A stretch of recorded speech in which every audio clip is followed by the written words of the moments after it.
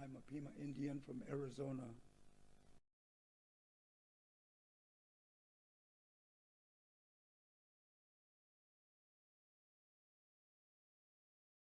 Um, Dating back to 300 BC, our ancestors, the river Hohokam in the Greater Salt River Valley, hand dug using digging sticks and stone holes held in the hand and digging sticks to build and channel hundreds and hundreds of miles of canal.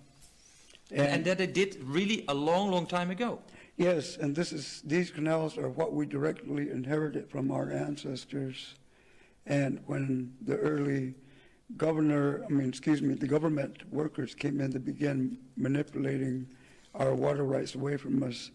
And in June 7th, 1867, was the first water diversion taken out on the Upper Salt River north of our reservation and began diverting water away from our people.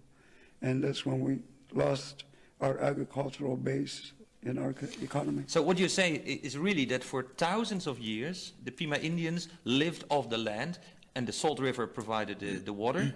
And Yes. then so in the middle of last century, the white people came, they needed the water, they took part of the stream, they dammed it off or whatever.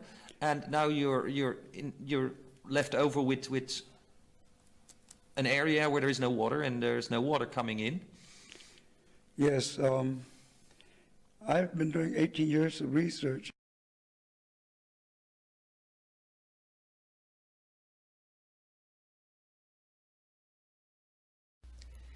Mr. Ray talks about how the Hohokam Indians go back as far as 300 AD.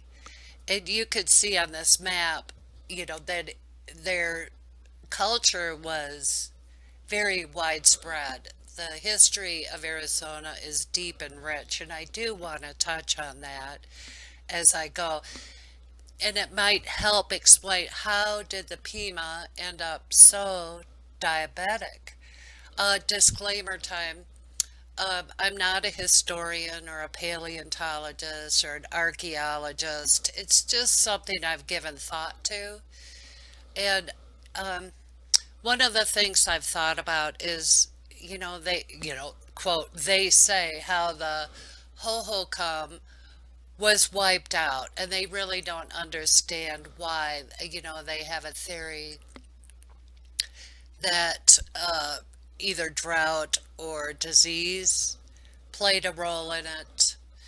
I'm going to speculate flooding could have played a role. I mean, there's land that is flat as a pancake,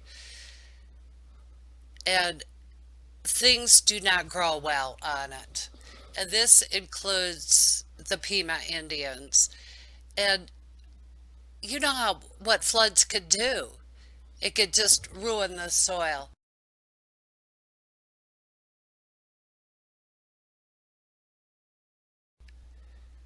Okay, I already misquoted Mr. Ray. He said that the Hohokam go back to 300 BC, not AD, but was another 600 years. The point being, these Hohokam have been around for more than a millennium. And yes, I believe him that he is a descendant of these ancient people. No, they weren't all wiped out. This is a current map of Arizona and how the land is divvied up with the different Indian tribes. And the Pimas, if you could find Phoenix, to the east of there, you will see the Salt River Pima-Maricopa Indian community. And he was speaking specifically on that land. And also south of Phoenix, that green area is the Gila River Indian community. And these are also Pima Indians.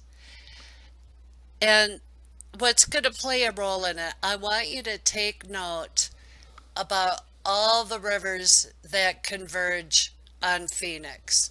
We've got the Gila River, we have the Salt River that he mentioned, and the Verde River, and two more. And also take note that the Gila River joins up with the Colorado River in the southwest corner, and this empties into the Gulf of California. They did have access to the rest of the world, especially with these waterways. Um, back to the Hohokam, all that water could sustain a lot of people. Phoenix today would not exist without that huge water source. Okay, I'll hone in on that in a little bit, but I just want to point out a couple things about this state. Now, the Navajo Nation is the biggest uh, Indian reservation in the country, extends all the way into New Mexico. And there's a tremendous amount of Indian ruins. I mean, the one in New Mexico is massive. The Hopi tribes, a very separate tribe in the middle of the Navajo. And, they've had um, boundary land disputes even into the current day. So they're very distinct people. And around the Flagstaff area, in the ancient times, they described the people as Sinawas, sin agua, without water. So there's huge, huge cliff dwellings in that area. And my point being is that this area of the country was very highly populated.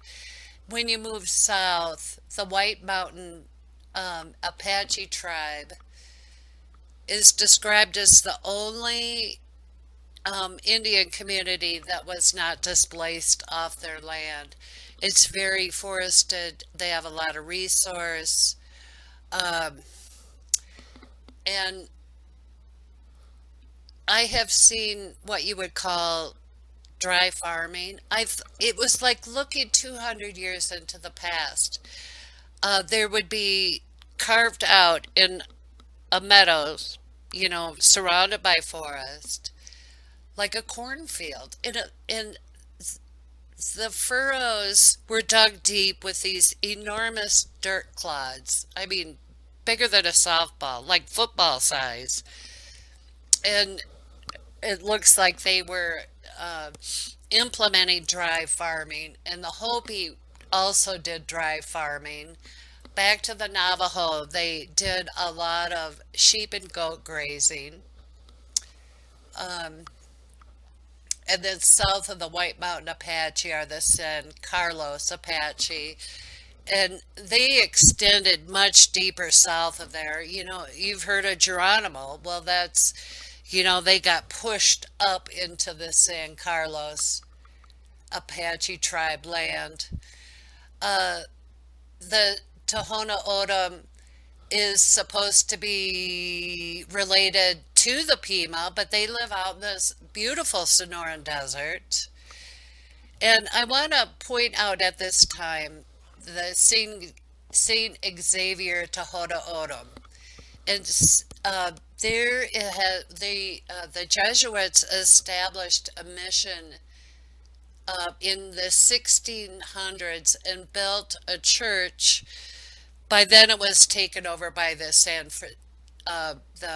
Franciscans. And interestingly, there's a Yaqui tribe there, and they're more predominant, about 250 miles south around the capital of Sonora, Mexico, around Hermosillo.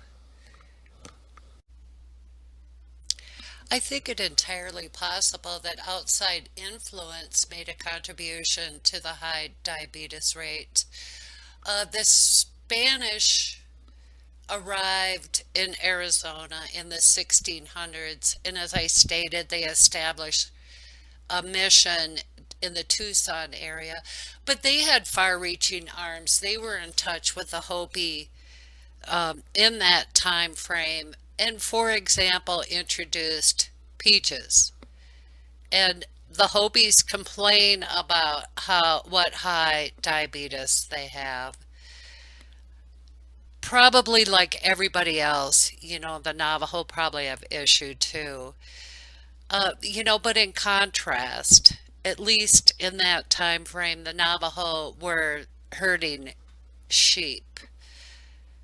So the point being, outside influence could have played a major role in diabetes. This will seem like a little bit of a sideways trail, but I want to bring it up in regard to the people groups in Arizona. I think there were very distinct people groups. I think there were migrations. There are building ruins all over the place, pockets of it anyway, and cliff dwellings all over the state. Now you have the touristy ones, but you also have ones that are undeveloped. They're off the map. Some people keep them secret. And the reason I'm bringing this up is the whole timeline seems a little off. They say these cliff dwellers disappeared 500 years ago. They don't know what happened to them. Well, look at this ruin. This wood is completely intact. The thatch is still there, and you could see in this ruin that it was occupied at different times. The windows bricked closed. You could see the different layers of rock. So I just want to point that out at this time. There may have been an advantage to live in a cliff dwelling, cooler in the summer, warmer in the winter. But this is my question. Who would raise their children at the edge of a cliff? And one other small point is that these had to be hunters and gatherers. There's just nowhere to do any This cultivation. Would also provide safety from enemies. You could have a broad view of what's going on and hard to get to. And one other thought is it would be safety from flooding. I don't know if that's true, but it's there.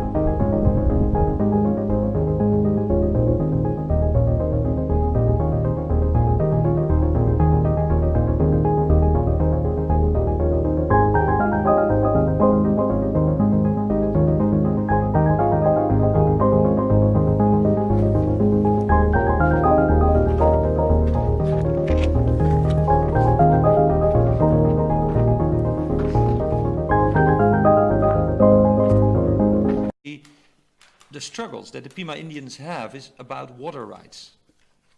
Yes, and you can pretty much examine it from the legends.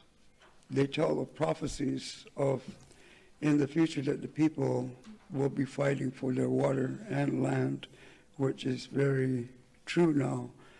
In 1988, President Reagan signed a Water Act settlement between this Salt River Pima-Maricopa Indian community, which I'm a part of, and the United States and the 7 cities surrounding our reservation. And in the agreement, we were supposed to get 3 more times the water that we were given at the time of the settlement, plus $100 million. But to date, none of that. Are you saying that the American...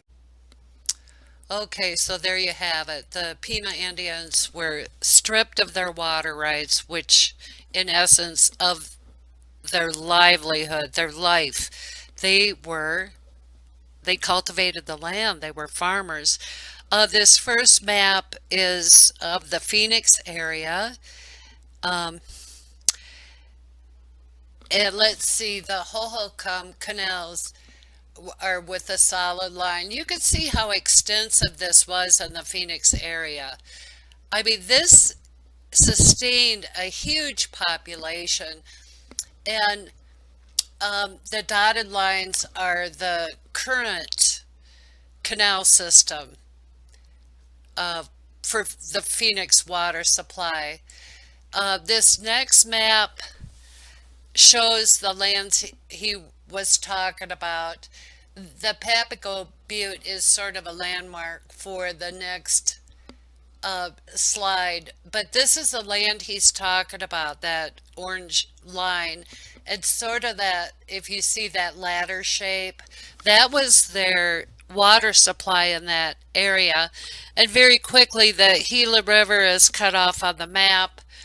I haven't been down that river, so I can't give you any detail, but let's see, southwest of Phoenix is Gila Bend, and I've been down there, and it is hot and desolate, as is this other area of land. So they were completely cut off their water supply. And this next map is the modern day SRP canal map. And I marked off again what land they're talking about. And I could tell you this with certainty, that it looks like a nice river coming through the Salt River. Well, the whole eastern portion is bone dry. Now, Tempe has what they call town lakes. It's kind of a recreational area. And in the meantime, I have driven through this Pima portion of land, and they did get some water rights back, and they are cultivating it. It looks like cotton and some other crops, so they did regain some of their water. But I'm going to offer a unsolicited suggestion to them what they might want to do with their land. I found this write-up about the diabetes on the Gila River Indian community, and it says the Gila River Indian community of Arizona has the highest rate of diabetes in the world.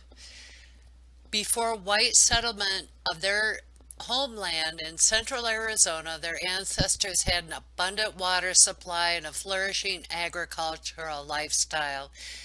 In the late 19th and early 20th century, non-Indian water use completely cut off their water supply. This is horrible. This depletion led to many years of starvation and then a diet of highly processed foods that some say is responsible for the obesity and diabetes. after many years of negotiation of water rights, they settled and returned some water to the Gila River community. Research has shown that a diet that resembles the one that their ancestors ate when they were an agricultural people, combined with increased physical activity, could reduce the rate of obesity and diabetes. And I'm going to propose another suggestion for them is reusing their land and water differently.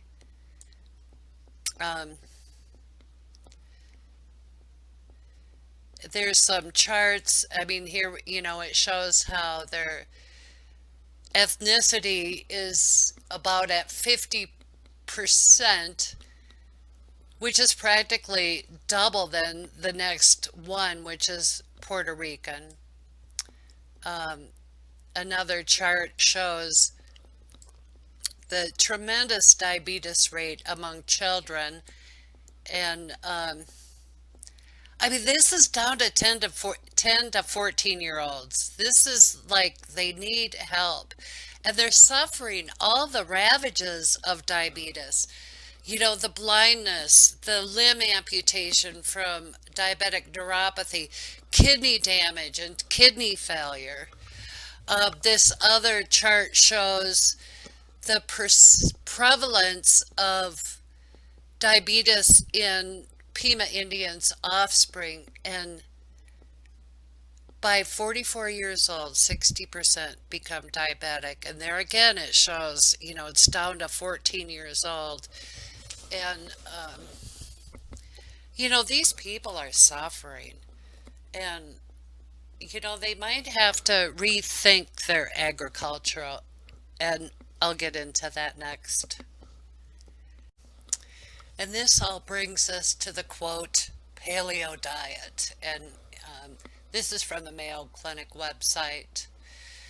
They also call it the caveman diet. But, I want to go over this a little bit. What would work, what wouldn't work, and what to eat, fruits and vegetables. Knock off the fruit. Your bodies are not tolerating the fructose. It just isn't. It's pushing you towards diabetes.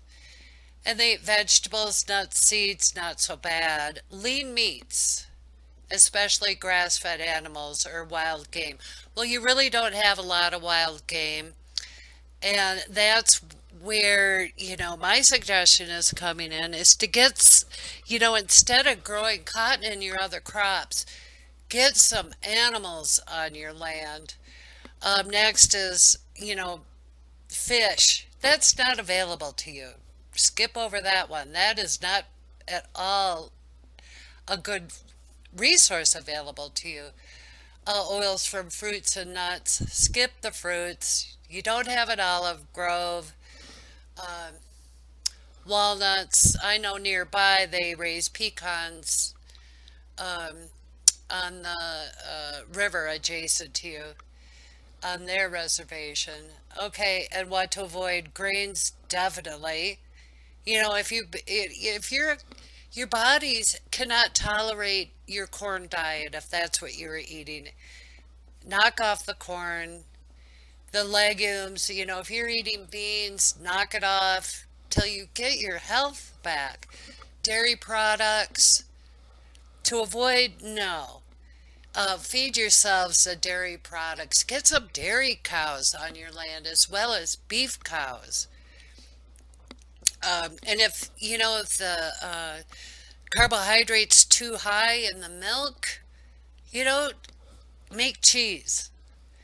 And definitely knocked off the refined sugar. Salt, eat your salt. Once you regain your health and start shedding some pounds. Potatoes, I'm on board with that. Too high in carbs. And highly processed foods in general. I'm all for that too. But that's my suggestion, is convert your crop fields into pasture land and rotate it and get that soil built up. I'll share a video. And I know I'm just a nobody, but I do care. They're my neighbors. I do care about them. So I'm going to show a video clip of some, how it's very, herd has been immense. And basically it's about moving cattle on, or replicating predator-herd relationships before we're around even. We move once a day, so we get a fresh bit of this grass. And the distribution of muck and the products of the cows is better. And so you do a sort of a rotation depending on the time of year of 60 days, perhaps more. And a proportion, a third is trampled, ideally, and a third's eaten, and a third's left to regrow. And by doing this, you're not depleting the root reserve, you're getting bigger root structures, which give off things like cake really, but which is protein, carbohydrates and sugars, which feeds the population under the ground. And I never really thought about the wildlife and the microbiology, but by trampling it in with a heavy density, probably about 100,000 pounds worth of stock, it can go up to 1 million even, but you have to move your fence 5 times a day then, per acre. Traditionally we used to dry out on this farm, but now we've got this mulch cover and we've got long recovery periods. It's amazing how quickly after rain the water evaporates, but if you have this mulch on it, we can do an experiment now. If you put your hand under here, that is damp, and that's suitable for microbiological breakdown of this material, and what you're doing is sequestering and putting organic matter in the soil, which is really important. In fact, most soils, I would guess, especially arable soils, would be down to 2 or 3% organic matter. Well, I know when we had it tested, we were up to 8 or 9 here, and that's really exciting because that's. This song is about a dream a man had. He was once caring for his cows, and he left them out to pasture, and he fell asleep under a tree. And he dreamed about some certain ant people that came out of a cave and carried him up from the bottom of this little hill into the cave. And when he woke up, he heard beautiful music like a cane reed flute playing. And when he opened his eyes, he looked up and noticed he was inside a cave where they had honey dripping off the wall. And he heard beautiful music. And as he looked, he saw a whole beehive of bees working, making honey to make wine, which was a rain-making ceremony. But he had awoken before he could get a taste of the honey or the wine. And from that dream, he made this song. It's called Nana Kamariki, which means the bat's cave. Nana Kamariki, hey, heaven is in your Nana Kamariki, hey, heaven is in your down my move body now right down. Down my food down. Bow by a quick double for a guide your town. Nana Kamariki.